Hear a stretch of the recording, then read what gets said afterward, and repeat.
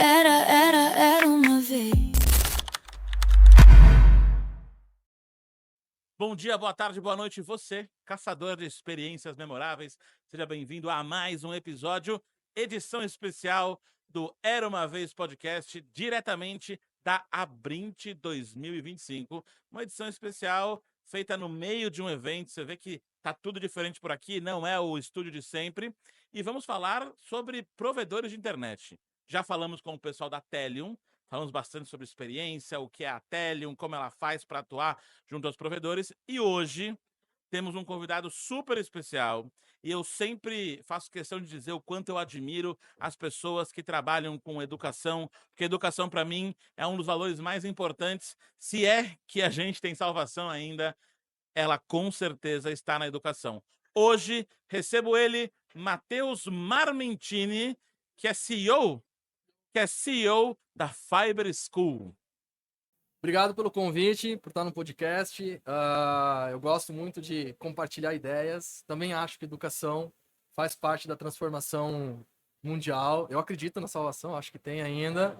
Inclusive, é uma coisa que eu sempre falo para os meus alunos, né? Você já ouviu alguém falando assim, que do teu pai ou de um político, que a educação é que vai salvar a parada? E é por aí que a gente entende, só que nós trouxemos educação para provedor. Então, eu penso assim que o provedor tem um monte de problemas, tem um monte de formas de resolver esses problemas, a forma como a gente resolve com a educação. Né? Vendas, contratação, instalação, a gente resolve isso através da educação e gosto muito disso. Não tinha nem ideia que ia cair nesse mundo quando eu era criança, mas é um mundo que me fascina muito. Gosto muito de fibra ótica, tecnologia e estamos aqui para ajudar o mercado, né? Da melhor forma possível. Quero agradecer de novo aqui pelo convite. Estou aqui para compartilhar aí o que precisar ser compartilhado com o mercado. Maravilha. Vamos então trocar ideias sobre esses assuntos. E antes de tudo, já que você falou de cair nesse mundo, como que você caiu nesse mundo de provedores? Porque é um nicho inusitado. Cara, como que eu caí nesse nicho? Eu sempre fui o filho tecnológico da família. Eu sou filho de agricultor, interior de Santa Catarina. Você era o sobrinho que resolvia as coisas. Morava numa cidade bem pequena, 15 mil habitantes, perto do Paraguai. Então, com 12 anos, eu já trabalhava numa loja de informática. Já trabalhava No Paraguai ou no Brasil? No Brasil, mas O fornecedor era lá, né? Inclusive, quando eu cresci um pouco, eu montei uma loja de informática que buscava as coisas do Paraguai. Cheguei a ser um homem. Tem que ser, tem que ser. E foi aí que eu caí no mundo de provedor. Por quê? A loja de informática que eu trabalhava, o concorrente dessa loja de informática era uma outra loja de informática que vendia internet via rádio. E a loja de informática que eu trabalhava faliu. Ela não deu conta, porque só a informática chegou um momento lá que não dava certo. E a loja que ficou na cidade era a loja que tinha um provedor de internet. Então, quando essa loja faliu, abriu a minha lojinha de informática, não deu certo. E aí, quando eu fali a minha lojinha de informática, num dia tava lá no ser provedor de internet, lá, porque eu era tecnológico, né? Eu nunca briguei com as pessoas, estava lá, o provedor estava com problema, comecei a mexer no computador lá, arrumei a internet sem querer, do provedor inteiro, tinha 200 assinantes. Daí a dona do provedor... Você ligou e desligou o modem. Não, era um servidor Linux. Eu nunca tinha entrado no servidor Linux. Eu não tenho nem ideia o que eu digitei lá. Só que teve alguma coisa que eu fiz, algum enter que eu apertei e a internet voltou a funcionar. Daí a dona do provedor falou assim, tu não quer trabalhar comigo? Porque os funcionários dela estavam tentando arrumar a internet e não conseguiam. Eu falei, pode até ser, mas eu não sei nada. E aí eu comecei num provedor de internet com R$500 por mês. Caraca! Foi aí que começou, isso foi em 2005. Sim. E aí, super pequeno, 200 assinantes. E aí seu papel lá era cuidar da manutenção e atendimento? Meu papel lá era ser o novo cara de redes do provedor. Só que eu não sabia nada de redes. Então, eu comecei a ajudar a fazer a instalação e eu pegava o ônibus e ia para uma cidade vizinha todo sábado aprender com um funcionário de um outro provedor que sabia. Então, eu meio que botei na minha mente que, cara, como eu não tinha conhecimento, eu precisaria buscar esse conhecimento. Aí eu fui atrás de buscar conhecimentos que não tinha na internet, não tinha conhecimento, era uma coisa muito... provedor é uma coisa muito diferente. Então, eu tive que começar a me especializar nesse quesito, e que eu fazia é isso. Eu ia para outros provedores, falar com funcionários de outros provedores para aprender com eles, né? Aí eu fui aprendendo. Uma coisa interessante, eu acho interessante, pelo menos, que eu sempre gostei de tecnologia e marketing. Em uns provedores que eu trabalhava, eu me tornava o gerente de redes e gerente de marketing. Tudo a ver uma coisa com a outra, né? Tudo a ver. E assim, os dois provedores que eu trabalhei em dois provedores, teve o mesmo processo. Esse provedor pequeno, eu mudei a marca dele, era para o mudei para o SC, a gente mudou a tecnologia, a gente fez um e tal, eu encaixei as duas coisas. E no outro provedor que eu fui trabalhar depois, que é um provedor hoje que é super grande, que é a Meganet, isso foi em 2011, a gente passou por coisa parecida. Quando eu entrei na Meganet em 2011, eu tive que ter o mesmo processo de aprendizado, porque eu não sabia nada de fibra ótica, absolutamente nada. Então, qual foi o meu processo? Volto a fazer cursos, volto a aprender, aprendo sobre fibra ótica, só que agora com professores, né? Oficialmente. Não mais no funcionário. E quando a gente começou a lançar os planos de fibra ótica, a gente começou a lançar planos de cidades maiores, eu cheguei para o dono do produtor e falei assim, cara, não pode mais ser o nome antigo. Olha só, nossa, parece uma empresa de fundo de quintal, precisa ser mais forte, mais impactante. A gente fez um rebranding da marca, depois só mudamos a marca, né? Mudou o nome da marca, da Meganet. Então, eu implantei a fibra ótica na Meganet e eu ajudei a Meganet a fazer a reconstrução de marca sobre a sua nova perspectiva de infraestrutura que ela está. Então, foi assim que eu caí. Você é muito mais do que uma pessoa técnica. Você é uma pessoa de marketing, de comunicação, que por acaso também tem habilidade técnica para botar isso, para botar a mão na massa. Comecei na técnica, e em algum dia, em algum momento da história, o Patrick da Meganet falou assim que se eu quisesse ganhar dinheiro, tinha que ir no comercial. E tem uma história interessante, que eu era gerente de redes e me inscrevi numa faculdade de psicologia.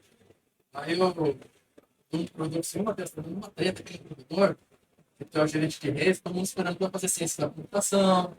Eu falei, pô, me disse que se eu ir pro comercial, eu ganhar mais dinheiro, mas psicologia tem a ver com tudo. Absolutamente tudo. As pessoas compram pela mente delas. Se eu entender o que passa na mente delas, eu acabei não fazendo a faculdade, foi só mais um devaneio, porque sei lá no momento. Mas sim, eu tenho uma visão, boa forma de comunicar. Acho que isso ajuda muita gente hoje na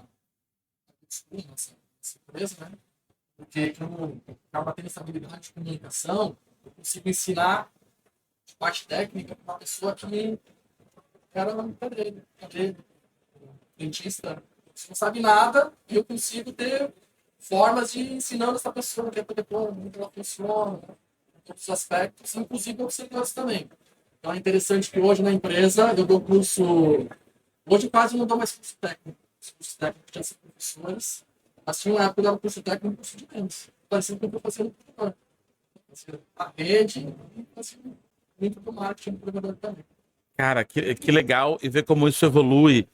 E para mim é muito importante saber que num mundo onde as pessoas estão cada vez mais preocupadas com a parte técnica, e eu bato na tecla de que eu preciso ser bom tecnicamente, mas eu também preciso ser bem desenvolvido em soft skills para fazer isso acontecer. Eu preciso de um comercial que entenda de pessoas, eu preciso de líderes que sejam líderes. Eu advogo pela seguinte causa: eu acho que um gerente de redes não precisa ser o fodão de redes.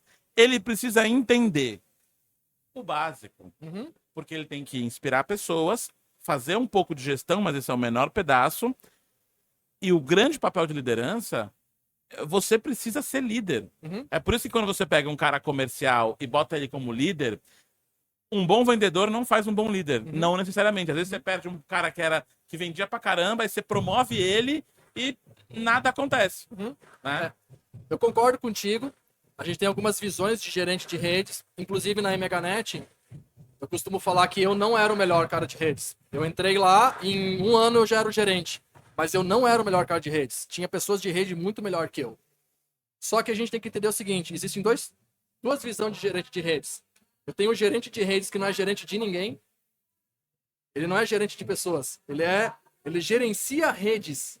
Então esse cara tem que ser Exato. o super sênior, mas ele é um operacional, na verdade. Então ele é super sênior. O gerente que gerencia essas pessoas, que daí no caso era eu realmente não era bom. Assim, era aquela coisa que às vezes eu O cara arrumava. da mão na massa. Eu Não era o cara da mão na eu massa. arrumava um negócio e não sabia como tinha arrumado. E as pessoas que trabalhavam comigo sabiam arrumar. Então, Esse é o princípio da engenharia, você sabe, né? então o que acontece? Eu era gerente de pessoas que eram mais competentes que eu naquele assunto, mas elas não eram competentes em gestão de pessoas, em soft skills.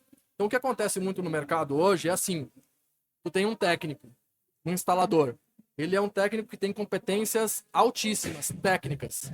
Mas ele chega na casa do cliente, fazendo uma instalação, e aí o cliente está conversando com ele. Ah, então eu trabalho em casa, e ele não está escutando o cliente. Então o cliente deu a deixa para ele que ele trabalha em casa, tem um home office. O home office não é perto do roteador Wi-Fi, mas se o técnico não está ouvindo o cliente, ele não vai pensar que, cara, será que o Wi-Fi vai funcionar nessa sala? Porque geralmente o que ele vai fazer? Tem uma instalação para fazer, ele vai fazer a instalação, botar na parede, pegar e ir embora. O cara que escuta o cliente, ele vai prestar atenção nas entrelinhas. Então, não, pois é, eu trabalho em casa. Opa, trabalho em casa? Trabalho com o quê? Faz home office? Faço home office. Então, faz reuniões. Se tu faz reunião, tu precisa de uma internet fina. Onde é que fica a tua sala de reunião? Ah, não, minha sala de reunião fica lá. Pô, mas lá não vai pegar o sinal do Wi-Fi. A gente tem que botar um ponto extra de Wi-Fi lá. Então, muitas da qualidade que deveria acontecer dentro do provedor não é falta do conhecimento técnico, é falta da capacidade de ouvir o cliente, é falta da capacidade de ter presença, é falta da capacidade de ter empatia. Então, a gente entende isso, a gente entende isso e a gente traz isso para dentro do nosso comportamento de cursos. Porque não adianta eu desenvolver tecnicamente a pessoa se eu não conseguir fazer ela desenvolver as soft skills para ouvir o cliente. Né? Não só o cliente, ouvir o seu líder. Ouvir as comunicações internas, relacionamento interpessoal dentro de uma empresa é tudo. E o líder ouviu o colaborador também. Ouvir o colaborador, vice-versa. Tem os dois caminhos, né? Então, eu vejo que isso hoje é tão importante quanto o conhecimento técnico. Agora, a gente tem que entender que nas camadas operacionais do provedor tem que ter o conhecimento técnico avançado. Então, uma treta que a gente tem hoje é que se tu chegar num provedor de internet, pedir para um vendedor que é TCP/IP, provavelmente ele não vai saber o que é TCP/IP. Cara, como é que tu não sabe o que é TCP/IP se é a matéria-prima do teu produto? Cara, a matéria-prima da internet é TCP/IP. Se tu pedir para ele qual que é a diferença de megabits e megabytes, ele não vai saber te dizer. Gigabits e gigabytes. Você não precisa. Mas o vendedor precisa, porque se ele não souber, cara, qual que é a diferença de tráfego de dados do 5G? Qual que é a diferença dos 10 GB do 5G para um plano de 1 GB? O vendedor tem que entender essas nomenclaturas técnicas, o instalador tem que entender sobre atributos técnicos do cargo operacional que ele faz. E esse é um problema que a gente tem hoje, porque a gente tem um problema de mão de obra muito grande no mercado. E o provedor acaba contratando pessoas que não têm a competência necessária para executar aquele cargo. Então, tu tem dois problemas. Tem uma pessoa que não ouve o cliente e que não sabe tecnicamente como resolver o problema do cliente. Aí acabou. Aí acabou. O que acontece quando tu liga num 0800 de alguma telecom? O que acontece? Eu não sou bem atendido. As pessoas não sabem que eu... Primeira coisa. O senhor desliga o modem e liga de novo. Ok, pode ser que o problema esteja aí, tá tudo bem. Não sei se é procedimento padrão em todo canto. Mas quando... Eu sou engenheiro de computação. Eu não atuo, mas meu CREA tá em dia e eu me formei na universidade. E trabalhei por pouco tempo, mas trabalhei. Então eu tenho uma noção de protocolo TCP/IP, IPv4, IPv5 e tudo mais. Sou especialista? Não.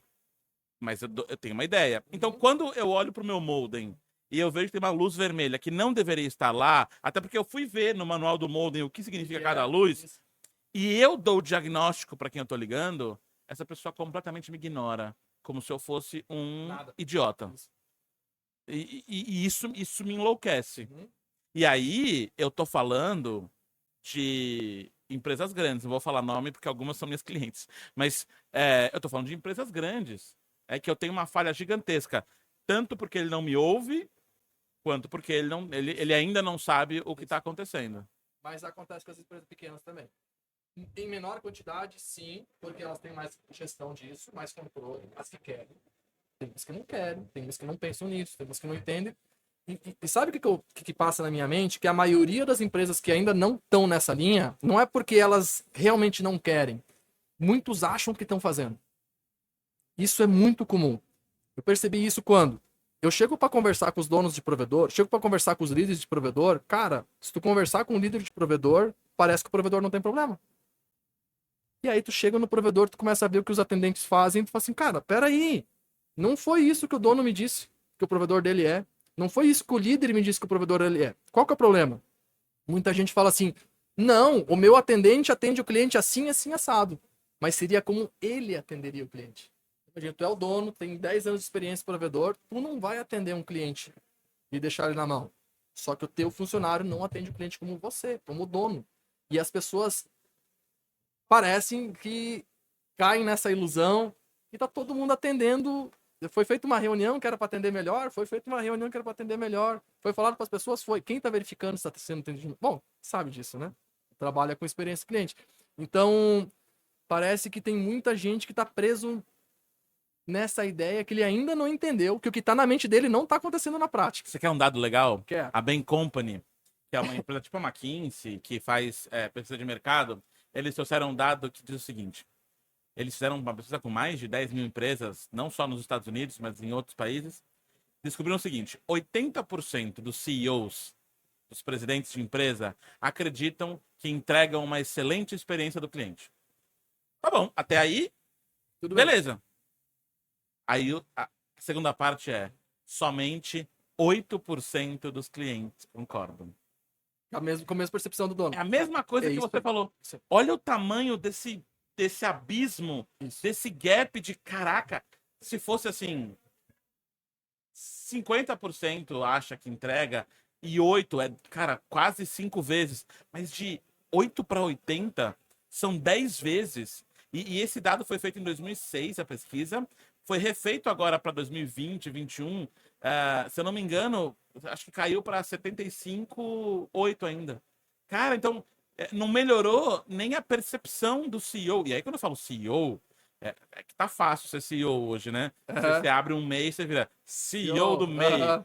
Mas, cara, você ser CEO de uma pequena, não tô falando de MEI, tô falando de uma pequena, média ou grande empresa, você tem que ter noção do que você está fazendo. Uhum. E você não ter noção como que o cliente percebe a sua empresa é grave.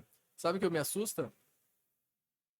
O que me assusta é o seguinte, no Warmap foi falado muito sobre alguns grandes provedores falaram assim, porque as telecoms atendem mal e não sei o quê, e a gente não quer ser igual a eles. Sabe qual é a notícia ruim? Já são. Já são igual a eles. Eles já são igual a eles, não aceitam que são igual a eles, e muitos estão falando que não querem ser igual a eles, mas ele, pô, já é igual a ele, cara. Olha pra operação, olha o que tá acontecendo. É a falta de percepção acontecendo. Cara, um grande provedor compra um pequeno provedor, ele perde um monte de cliente na cidade que ele comprou. Por quê? Porque a operação dele tá mais deficitária do que o provedor que ele comprou. Então isso já acontece. E sim, é uma dificuldade manter esse padrão. Só que, cara, agora eu vou te fazer outra pergunta. Quantos desses caras tiveram pelo menos um mínimo de padrão de qualidade de treinamento antes de entrar no cargo? Eu chego a dizer que menos de 10%. Possivelmente. Então, assim, o provedor hoje, como tem falta de mão de obra, ele tá perdendo muito funcionário. Tem provedor que tá girando funcionário inteiro da base em 2 anos. 50% de turnover. Muda em 2 anos, muda toda a base da operação. Absurdo isso, tu não consegue manter qualidade, entendeu? Aí essas pessoas novas que estão entrando não tem um padrão, tipo assim, para exercer esse cargo aqui, tu tem que saber isso e aquilo. Daí que eles falam, se eu for contratar uma pessoa que tá pronta, eu não contrato ninguém. Tá, mas então tu contrata a pessoa que não tá pronta e desenvolve essa pessoa. Ao invés de focar tanto em fibra e isso e aquilo, o cara foca em tecnologia de gestão de pessoas, tecnologia de desenvolvimento de pessoas. Porque, cara, a gente pode se desenvolver, eu não sabia nada. Quando eu comecei com fibra ótica, eu não sabia nada, absolutamente nada. O conhecimento me transformou, hoje eu sou dono possivelmente a maior escola pra telecom do Brasil. Mas eu não sabia nada. Absolutamente nada. Então, qualquer pessoa que trabalha no provedor, se ele quiser implantar essa inteligência, essa tecnologia de desenvolvimento humano, ele consegue. Né? Então, eu percebo que tem um abismo muito grande, porque o que os clientes querem é só ser ouvido. Hoje os clientes querem ser ouvidos, precisam de alguém que te ouça, entendeu? Você quer uma coisa que. Você falou que a sua esposa trabalha com experiência do cliente Trabalho. também, Uhum. e eu acho que ela vai concordar comigo. Hoje no mercado se fala muito sobre encantamento de clientes. Uhum. Aí, porque o meu objetivo é encantar meu cliente. E, e o que eu vou dizer não é uma coisa ruim, mas essa galera esquece que eles não são a Disney. Tá. Eu fui head de experiências do Hop Hari. Uhum. O meu papel era encantar meu cliente. Uhum. Por quê? Porque o meu cliente, o meu visitante de Hop Hari, queria ser encantado. O que ele estava buscando no Hop Hari era encantamento, diversão, esquecer os problemas do dia a dia. As pessoas esquecem, as empresas em geral esquecem que eu preciso entregar o que o cliente está buscando. Ninguém acorda e fala assim: ai, que vontade de ser encantado pelo meu provedor de internet. Meu amor, o que o cliente quer é que a internet não caia, é que a internet esteja com velocidade adequada, que vá ter a reunião e que não fique pixelando, que você não fique: alô? Alô? Tá, me ouviu? Me ouviu? E caiu. É isso que é. Isso é entregar o que o cliente precisa. Aí você quer encantar. Aí o Denis Martinelli da Telia falou aqui: não, aí eu quero encantar o cara, eu dou um ingresso pro camarote no Morumbis. O cara assistir lá um show, assistir um jogo de futebol. Ah, não, eu sou um provedor pequeno. Tá bom, aí eu mando um mimo pro cara. Eu mando uma caixa de chocolate, sei lá, pode ser barato, pode ser caro. Quando você vai além da expectativa, aí você tá encantando. Isso. Mas esse não é o objetivo. O objetivo não é encantar o cliente, o objetivo é não frustrar o cliente, é não atrapalhar a vida dele. Eu adoro uma expressão que é experiência invisível. É quando o cliente, ele vai lá e te contrata lá, aí eu vou falar o nome agora porque é bom. Contratei a Vivo. Contratei a Vivo e eu só lembro que a Vivo existe quando eu olho na minha fatura. Ah, olha, caiu aqui a Vivo. Uhum. Porque tá tudo funcionando, meu telefone está funcionando, a minha internet está funcionando, as minhas reuniões acontecem de maneira fluida, os cursos que eu entrego online acontecem de maneira fluida. Pô, que legal. Eu nem lembro que a Vivo existe. A gente tem um foco tão grande, aí tem que ser lembrado pelo cliente, é que você top of mind. Cara, tá bom, é legal ser lembrado em alguns nichos de mercado, mas na maioria das vezes, deixa o cliente esquecer. Uhum. O melhor atendimento, e você deve dar treinamento de atendimento, o melhor atendimento, provedores, é o atendimento que o cliente não precisa ter. É quando ele não precisa ligar. É quando tudo funciona e ninguém precisa falar com ele. Esse é o atendimento NPS 10. Uhum. Faz sentido? Faz. Tô viajando. Assim, eu vejo que a minha visão de encantamento, né? Eu divido ela em duas categorias. Uma é produto e outra é relacionamento. Então, o produto eu falo o seguinte, que o cliente tem que sentir saudade da internet dele.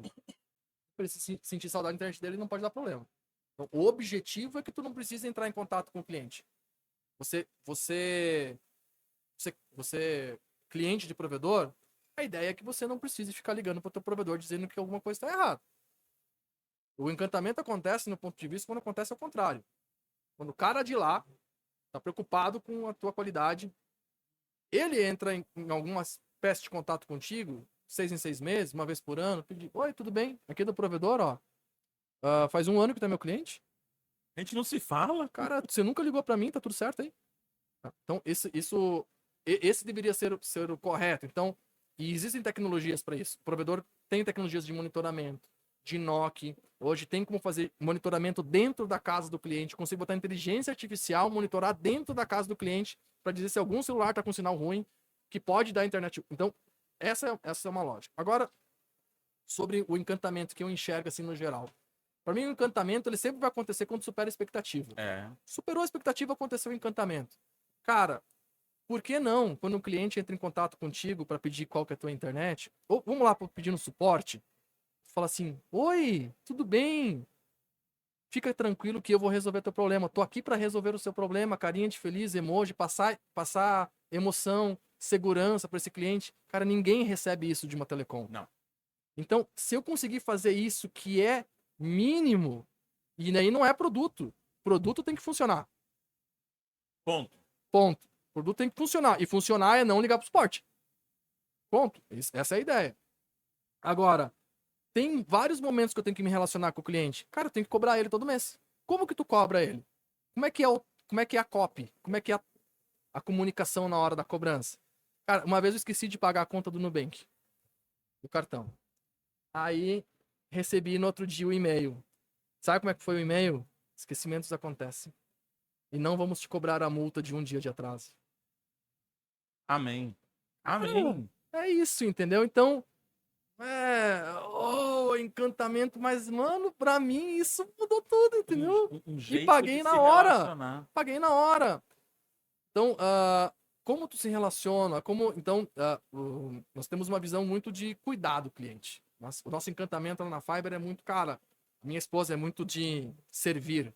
Pô, cara, tu é atendente, tu é pago para ser atendente, tu é pago para servir a pessoa. Cara, tu tem a chance de mudar o estado emocional dessa pessoa no atendimento. Todo atendimento é uma chance de mudar o estado emocional da pessoa. Então a gente traz muito essa visão de levar muito a felicidade para o momento da compra, do relacionamento. Cara, a gente tá entrando num mundo altamente robótico. Tem um monte de gente fascinada com IA, com as reduções de custo de IA. As telecom vão cair de cabeça nisso, vai ficar... Tipo assim, funciona, é legal, tem um monte de coisa massa. Mas cada vez mais as pessoas vão sentir mais saudades da emoção humana. O diferencial vai ser ser humano, né? Ser humano. Eu falo uma coisa que eu acho que é bem a essência do que você disse, que eu acredito que o atendente, e principalmente no mercado de telecom, onde o serviço deixa a desejar na hora que você tem que ligar para alguém, o atendente tem que ser advogado do cliente. Isso. Ele é o único cara, é a única mulher que consegue resolver o problema do cliente. Porque se o cliente pudesse entrar lá dentro da empresa e fazer os processos para resolver, ele faria. Uhum. Porque ele está desesperado, porque a internet não funciona. Uhum. Eu tenho uma aula para dar daqui 1 hora. Eu tenho uma reunião para fazer agora. Eu preciso resolver agora. E se você está falando de um cliente PJ, em que o SLA é muito mais baixo, para além de tudo isso, você corre o risco de levar uma cacetada jurídica nas costas, Sim. porque o cara deixou de vender, porque o cara deixou de fazer a reunião. Se eu deixo de fazer uma palestra online, é que nunca aconteceu. Eu vou cair em cima do meu provedor. Amigão, foi 5 dígitos que eu perdi. Passa pra cá. Só que eu sou um palestrante de 6 anos de experiência. E se for o Cortella? Imagina. E se for o Clóvis de Barros Filho? Quando eu vi o preço do Clóvis de Barros Filho, há 5 anos atrás, era 50 mil. Hoje deve estar uns 150. Você tá pronto para pagar? Porque você não sabe se o que esse cara faz. Isso. Se esse cara é o Pablo Marçal, Sim. né? E não falo como se fosse uma coisa boa, pelo amor de Deus. Mas você não sabe quanto que ele ganha, quantas pessoas ele impacta pro bem ou pro mal. Então, cara, acho que a mensagem para os atendentes é: seja advogado do seu cliente. Eu falei isso para uma grande telecom. Eu falei o seguinte: tem uma frase que eu adoro, que é: pode não ser sua culpa, mas continua sendo seu problema.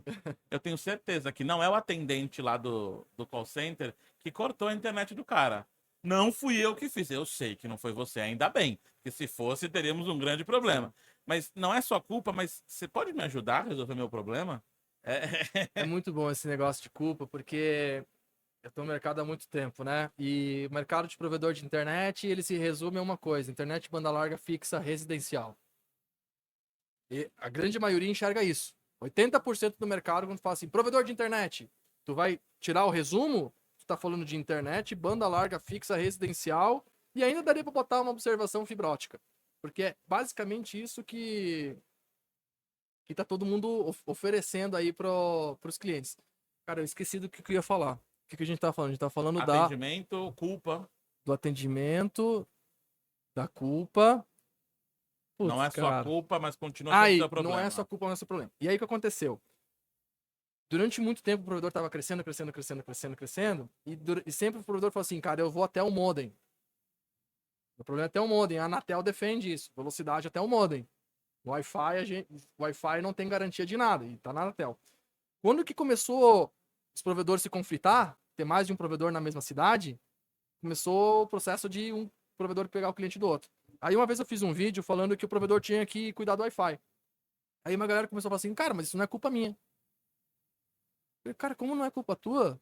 Eu falei, não é culpa minha. A Anatel diz que eu só tenho que ir até o modem. Eu falei, tá, vem cá. Imagina que tu tem um cliente que o problema dele é o Wi-Fi. tá? E ele tá na tua internet. Esse cliente, ele tá contratando a internet de ti porque ele não sabe resolver, senão ele montava um provedor de internet. Ele não sabe resolver o problema de Wi-Fi dele. Tu acha que esse cliente vai continuar com o problema para sempre? Qual que é o próximo passo desse cliente? Se tu não resolver o problema do Wi-Fi dele. Cara, o próximo passo é ele ligar para alguém que vai resolver o problema do Wi-Fi dele. Quem que vai ser esse alguém? Outro provedor. Mesmo que o outro provedor talvez falar que não vai resolver, fala assim, ele vai ligar para outro provedor, quero internet, tem internet boa? Tem internet boa. Ele vai trocar a tua internet e vai pegar do outro provedor.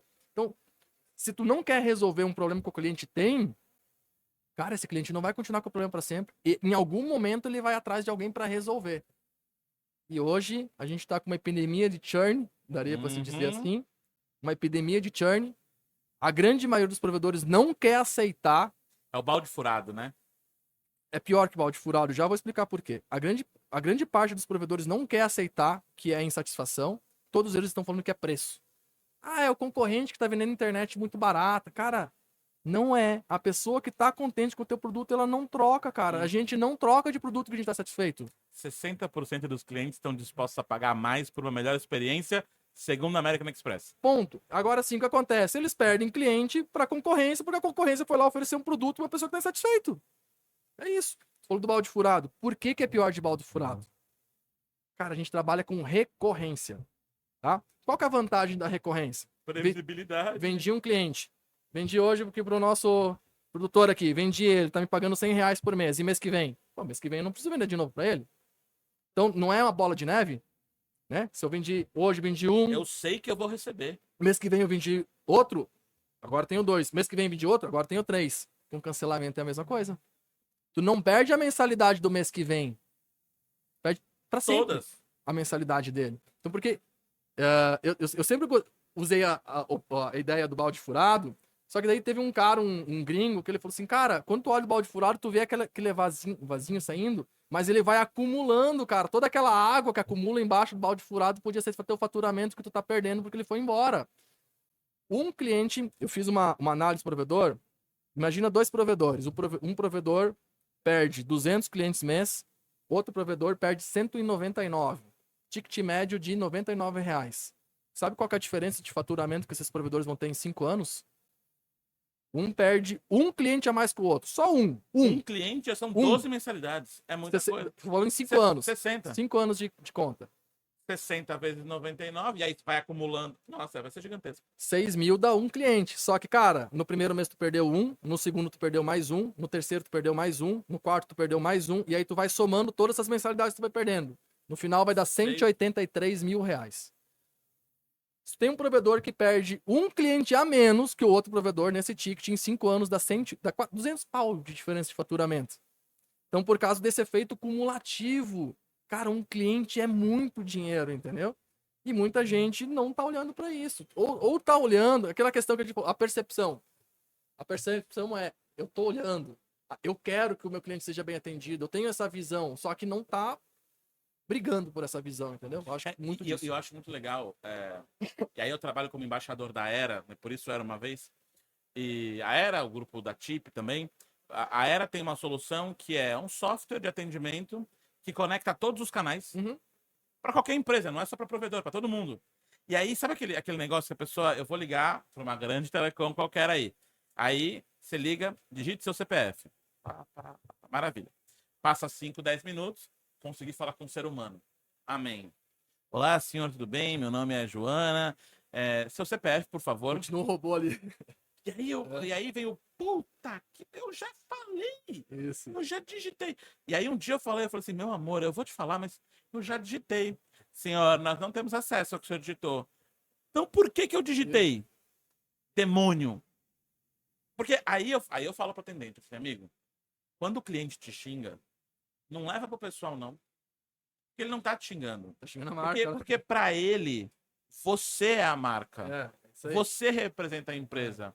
E aí, se você vir e falar, ai, senhor, é com faturamento, é com. E aí você vai falando dos silos da empresa, os potinhos, ai, é o financeiro, ai, é a operação, ai, é o técnico. O cliente, e aí, falando bom português, está cagando. O cliente não vê departamento. O cliente vê a empresa e só isso. E não tem esse papo de não é minha culpa.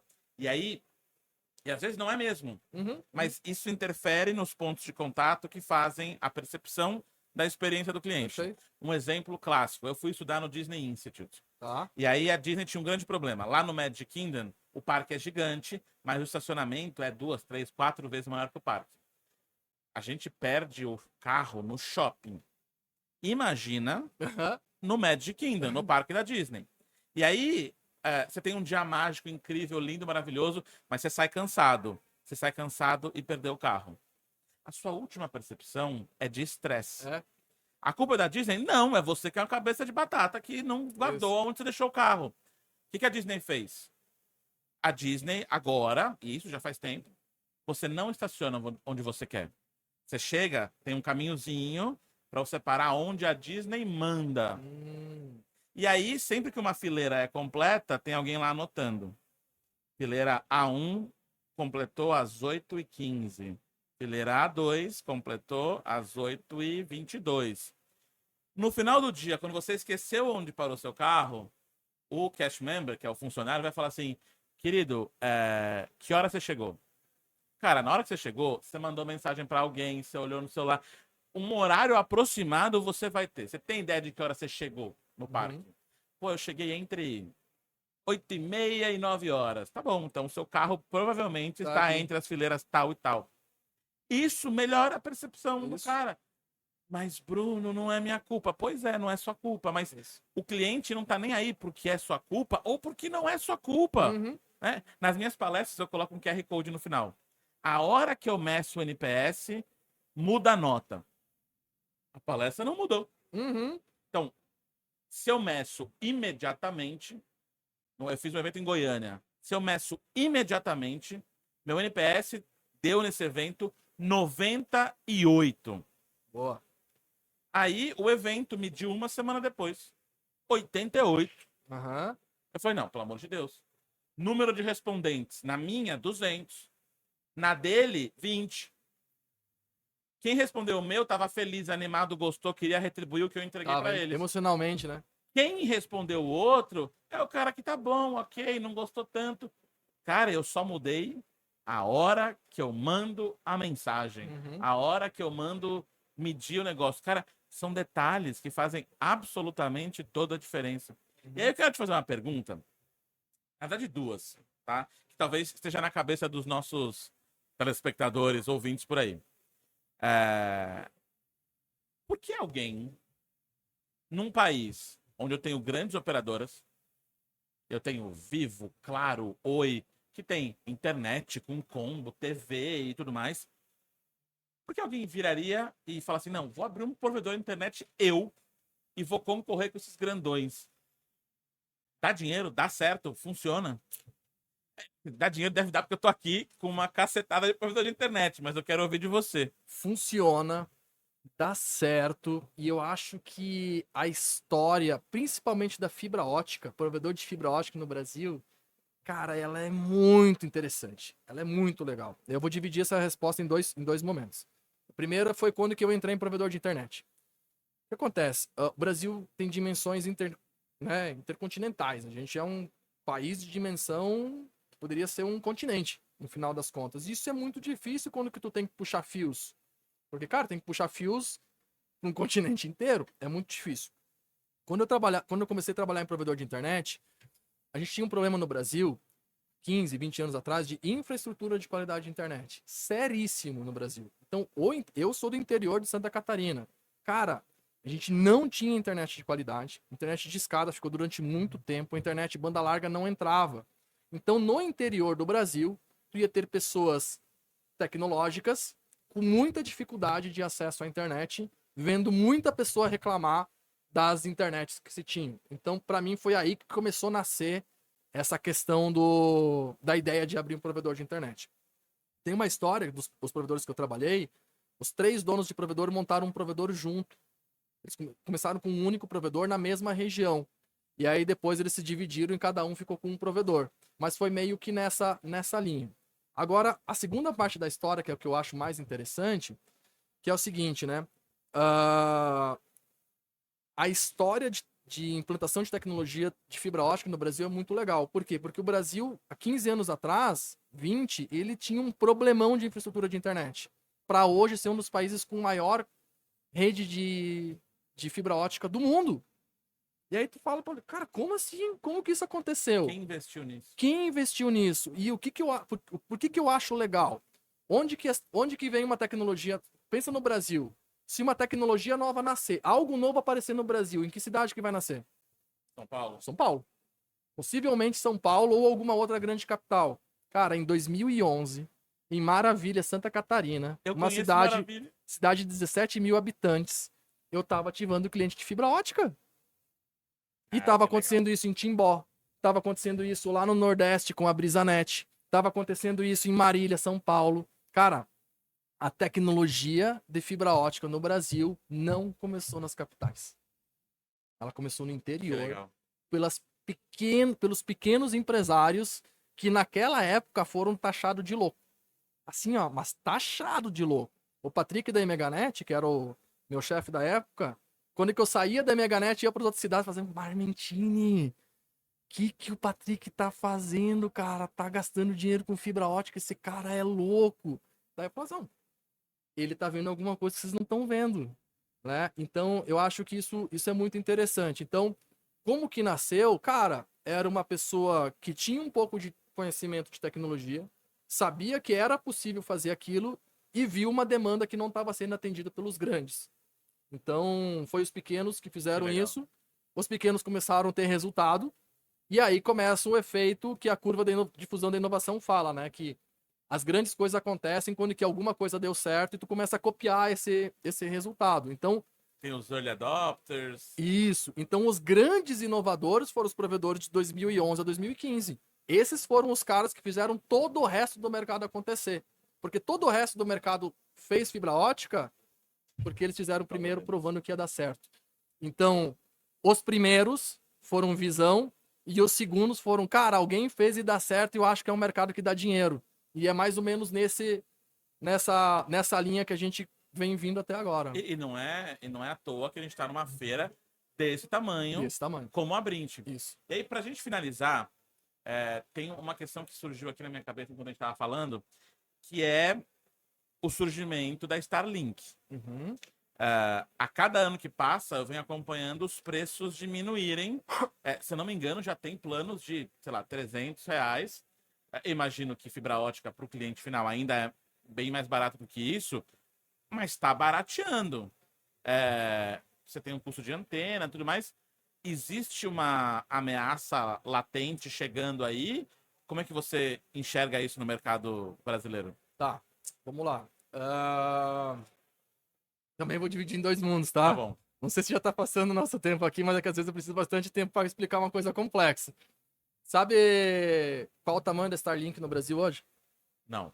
Cara, ela já tá entre os top 20. Tem mais de 300 mil assinantes. Uau. Tá? Em 2, 3 anos. Detalhe, sem nenhum instalador de fibra ótica. Zero instalador. Eles não têm instalador. Quem instala é o próprio cliente. Eu já instalei. E quantos vendedores eles têm? Nenhum. Nenhum. Por quê? Porque quem vende é um e-commerce. Tá?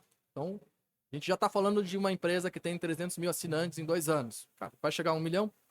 Possivelmente. Com certeza. Com certeza. Agora, deixa eu te fazer outra pergunta. Tu acha que se não existisse 4G e 5G, o mercado de provedor seria maior? Se não existisse 4G, Imagina que não 5G, existisse internet móvel, só internet fixa. eu acho que não, porque são coisas diferentes. Ia ser muito maior. Você Porque a acha? pessoa que tem internet Você acha móvel, a pessoa que tem internet móvel, ela ia precisar de uma internet fixa naquele lugar. Ela não ia ficar Em sem mais internet. lugares. Entendeu? Então, assim, o que eu quero dizer com isso? Com certeza afeta. Não dá pra dizer que não afeta. Cara, afeta. Afeta, porque tu tem pessoas que não precisam mais de uma tecnologia. Eu já vi vídeos de pessoas do interior trocando fibra ótica por Starlink, porque fibra ótica todo mês estoura fibra e o cara toda hora fica sem internet e tá trocando por Starlink. Isso quer dizer que é ruim pro mercado? Calma lá. É só um movimento. Então, afeta. Porque tem uma questão que, assim, junto com a tecnologia, vem novos conteúdos. Então, junto com a tecnologia de telecom, vem novos conteúdos. Vem 4K, 8K, ao vivo disso, 3D, né? E isso demanda de uma internet melhor, ao mesmo tempo. Então, tu vê uma evolução no no tipo de conteúdo, que vai precisar de uma internet melhor, mas tu começa a ver outros tipos de internet aparecendo também, que vai competir com o mercado. Que direção que eu vejo? Eu vejo que a gente está partindo para um mundo onde que o provedor tem que parar de pensar que ele é só um provedor de internet de banda larga fixa residencial via fibra ótica. Isso é muito específico para o mundo que a gente vive hoje. Né? Na curva de adoção de produto, todo produto um dia acaba, todo produto um dia morre. Internet de escada morreu, internet via rádio morreu. Cara, uma hora a fibra ótica não vai ter a força que tem, ela vai perder força. 1G morreu, 2G morreu, 3G tá morrendo, tem o 4G, o 5G e vai vindo tecnologias novas e vai mudando. Então, o que eu vejo é que o futuro do provedor de internet é que ele é um múltiplo provedor de múltiplas tecnologias. Então, tem muito provedor, eu vou acabar. Cara, calma, o mercado tem que se adaptando ao mercado, trabalhar nichos novos, pegar nichos novos, produtos novos, tecnologias novas. Por que tu não vende MVNO? Por que tu não vende 5G? Cara, tu prefere perder o cliente pro 5G do que trazer aquela fatura de faturamento para ti? Qual é a lógica disso, entendeu? Então, sim, no meu ponto de vista, toda a tecnologia nova vai afetar o provedor de internet. Seja o 5G FWA, que está bombando fora do Brasil, Estados Unidos está bombando o 5G FWA. A gente tem satélite. Lógico que satélite não tem a mesma qualidade. Ele não é para todos os clientes. Antes eu estava falando no stand que a gente está aqui, que o que eu vejo é uma adoção lenta de outras tecnologias, porque são alguns tipos de pessoas que não precisa toda fibra ótica. Cara, tem gente que quase não usa internet em casa. Eu tenho funcionário que não tem internet fixa em casa, cara. Ele resolve tudo com 4G. E tá tudo certo. Tá tudo certo. Então, e funciona para ele. Então vai funcionar. A questão é, por que tu quer ser provedor de fibra ótica para sempre? Só provedor de fibra ótica para sempre. Sendo que todo ano tem gente nova aparecendo, mercado novo aparecendo, né? Então eu acho que a gente tem uma certa complexidade para o provedor que quiser ficar só especificamente nesse nicho para sempre, assim. Virou commodity, né? A gente tem que se diferenciar. Matheus, cara, muito obrigado pelo papo. E eu sempre fico abismado e admirado como o papo que você tem uma ideia para onde ele vai, como ele vai caminhando para outro lado. Isso é muito bom. Eu sempre falo pro pessoal, para isso aqui virar uma conversa de bar, falta só a cerveja e o petisco. Fica a ideia, pessoal da Era, André, eu não vou reclamar se tiver cerveja e petisco, aí vai ter um custo adicional com Uber, mas eu acho que o papo acaba ficando melhor, hein? Você que nos assistiu até aqui, muito obrigado pela sua atenção, pela sua paciência e por você estar aqui conosco, desfrutando dessa informação tão legal. E sem deixar de mencionar que este podcast é um oferecimento com patrocínio da Era, a empresa que melhora a experiência do seu cliente na ponta, melhorando a experiência do seu colaborador com ferramentas de tecnologia que fazem as coisas acontecer. Como a gente falou aqui, seu cliente não vai digitar o CPF 2 vezes. Eu aguardo você no próximo episódio do Era Uma Vez Podcast. Até lá. Pessoal.